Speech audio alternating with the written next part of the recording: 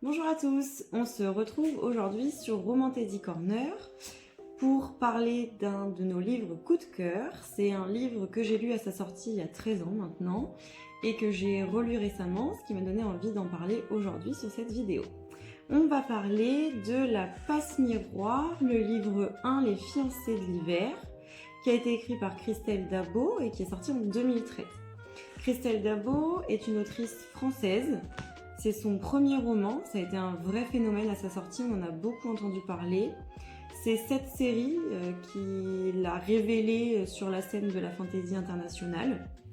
Et au-delà d'avoir une autrice française, c'est un vrai avantage pour les lecteurs francophones, puisqu'on ne passe pas par la traduction et donc on a le texte originel comme elle a voulu l'écrire, ce qui rend la lecture beaucoup plus fluide.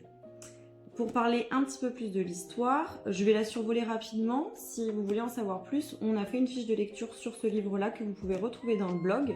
N'hésitez pas à aller la consulter. On va suivre deux personnages qui ont été mariés de force par leurs familles respectives. J'ai beaucoup apprécié les personnages parce qu'on est loin des héros habituels.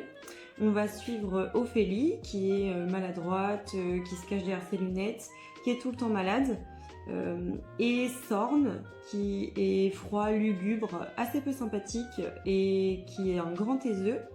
On n'a d'ailleurs pas beaucoup de dialogue entre les deux personnages principaux sur une grande partie du tome 1, ce qui est plutôt rare dans de la romantaisie, hein. On est plutôt sur des personnages qui sont assez proches et qui se parlent beaucoup. On se retrouve dans une ambiance steampunk, post-apocalyptique, avec une atmosphère à la Jules Verne. Donc on va retrouver les machines à vapeur, les ballons dirigeables, tout ce qui va faire ce côté industriel. Ensuite, l'autrice elle-même le note, elle s'inspire de Miyazaki. On le retrouve d'ailleurs dans les graphismes de la couverture ainsi que la cartographie à l'intérieur où on retrouve un petit peu le château dans le ciel de Miyazaki.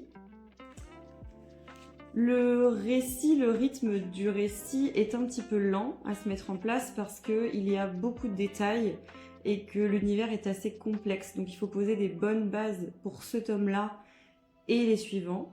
Mais il faut juste s'accrocher parce que ça en vaut le coup, c'est une vraie pépite. Moi j'ai adoré ma lecture et je vous le recommande vivement. Vous pouvez le découvrir ou le redécouvrir parce qu'il y a une réédition anniversaire qui est sortie fin d'année 2025 où on peut du coup retrouver La Passe-Miroir.